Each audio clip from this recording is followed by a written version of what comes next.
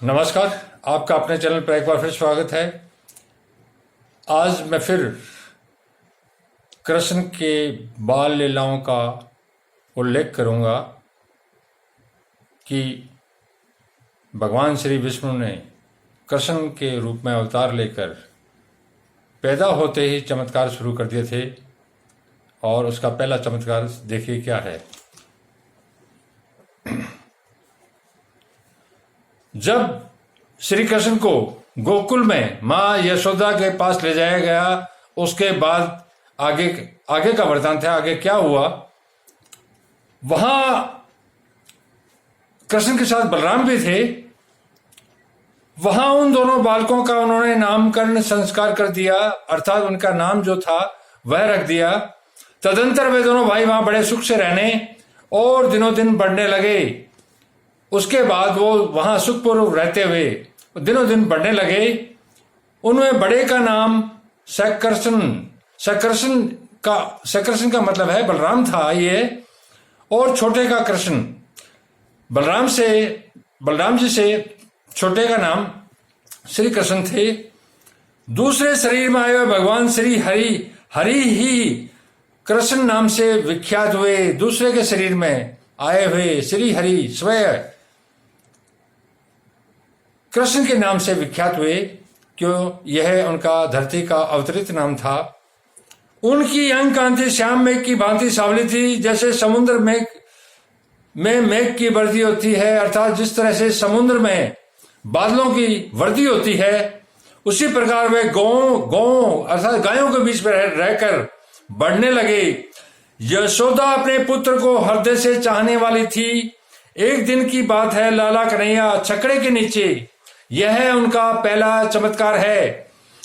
एक दिन की बात है, लाला कन्हैया छकड़े के नीचे सोया था। उसे उसी अवस्था में छोड़कर यशोदा मैया यमुना जी में नहाने के लिए चली गई। छकड़े का मतलब है एक बैलगाड़ी, जिसके नीचे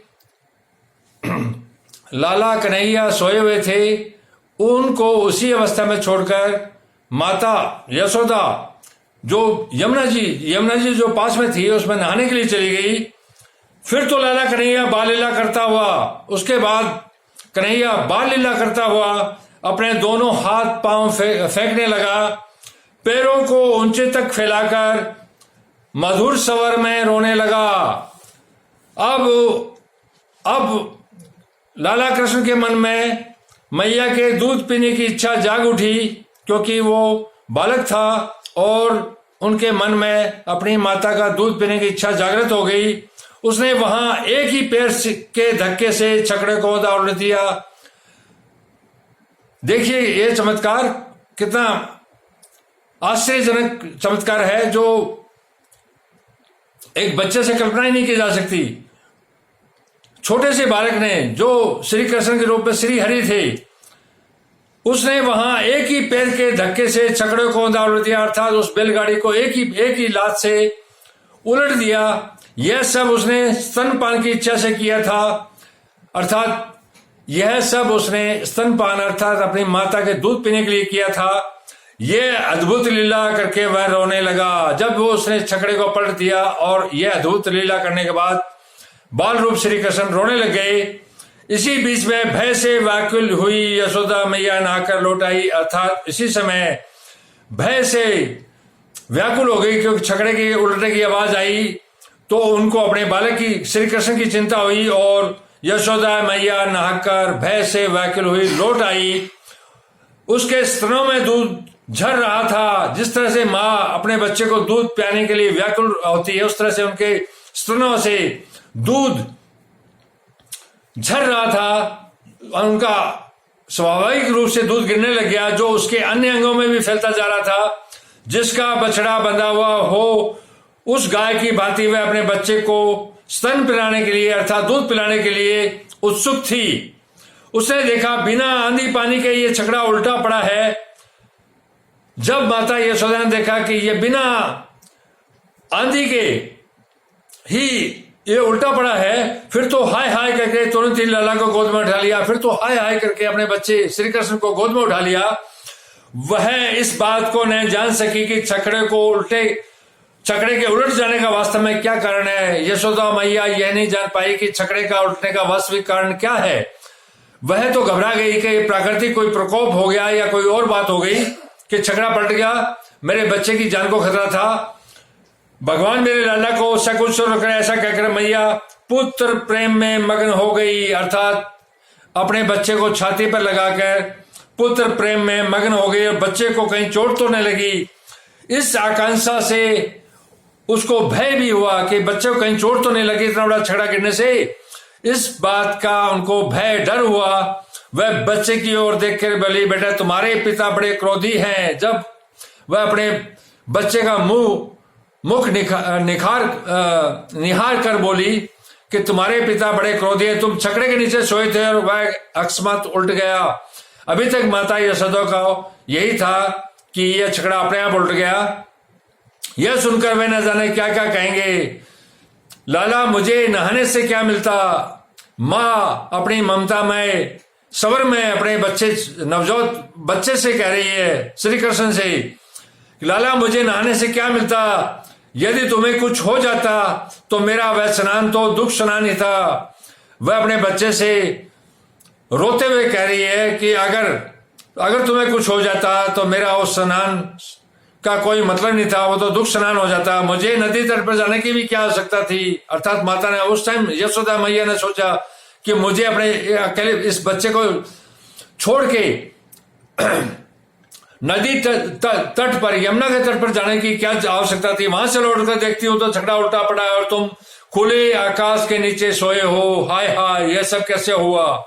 इसी समय गौ अर्थात गायों के साथ वन में विचर कर नंद जी व्रज के निकट आए, अर्थात श्री कृष्ण के जो पिता नंद थे वह निकट आए। उन्होंने गेरुए रंग के 2 वस्त्र धारण कर रखे थे। उन्होंने देखा छकड़ा उदा पड़ा है, उस पर लदे हुए सारे बर्तन, घड़े, माट और मटके चकनाचूर हो चुके हैं। जुआ निकलकर दूर जा पड़ा है, धुरा टूटा हुआ है और पहिया मुकुट के समान ऊपर उठ गया है।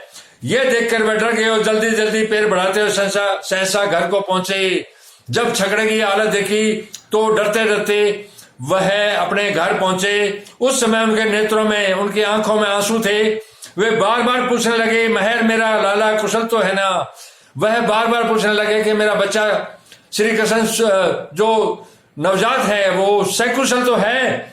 फिर बेटे को स्तनपान करते देख उनके जी में जी आया। जब उन्होंने देखा कि अब अपनी माता का दूध पी रहा है तो उनका जी में जी आया। उन्होंने पुनः पूछा, महर बैलों में लड़ाई तो नहीं हुई? अर्थात 2 बैलों में लड़ाई तो नहीं हुई? फिर यह छकड़ा कैसे उलट गया? यशोदा मैया ने भयभीत होकर गद्यवाणी में कहा, नाथ मैं नहीं जानती कि किसने छकड़े को उलट दिया, अर्थात मैं नहीं जानती इस छकड़े को किसने उलट दिया। सौंपे, मैं तो कपड़े धोने के लिए यमुना जी के तट पर गई थी। लौट कर देखती हूं तो छकड़ा धरती पर उदा पड़ा है। वे दोनों जब इस प्रकार वार्तालाप कर रहे थे उस समय वहां आए हुए व्रज के जो अन्य बालक थे उन्होंने कहा, बाबा तुम्हारे इस लाला ने अपने पैर से ये गाड़ी को लुढ़का दी है। उन ब्रज वासी बालकों ने ये सच्चाई बताई कि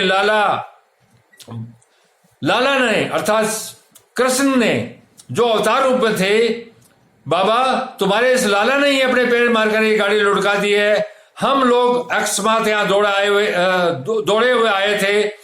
हमने अपनी आंखों से घटना देखी है। अर्थात तमाम उन बालकों ने छकड़े को उल्टाने की घटना जो थी प्रत्यक्ष रूप से देखी थी। बालकों की ये बात सुनकर नंदगो को बड़ा विस्मय हुआ, आश्चर्य हुआ कि एक छोटा सा बालक इतने बड़े छकड़े को कैसे उल्ट सकता है। वे पहले तो प्रसन्न हुए, परंतु ऐसा सोचते हुए कि क्या वे फिर डर गए।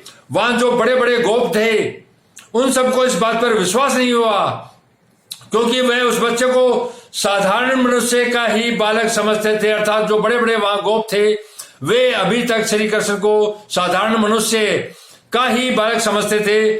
फिर वे सबके सब इस घटना से आश्चर्य करने लगे थे। उनके नेत्र विस्मय से खिल उठे। वे छकड़े को अपनी जगह पर खड़ा करके उसमें पहिए जोड़ने लगे, अर्थात छकड़े को फिर से ठीक करने लगे।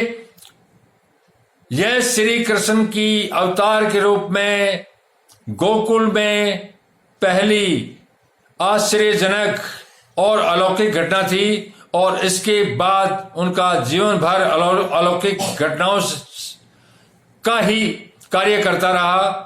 तमाम अपने जीवन में एक गुरु के रूप में, एक शिष्य के रूप में, एक पिता के रूप में, एक पति के रूप में, एक प्रेमी के रूप में, एक सखा के रूप में उन्होंने वो अद्भुत कार्य कर दिखाए कि धरती पर दूसरा कोई आदमी आज तक नहीं कर पाया।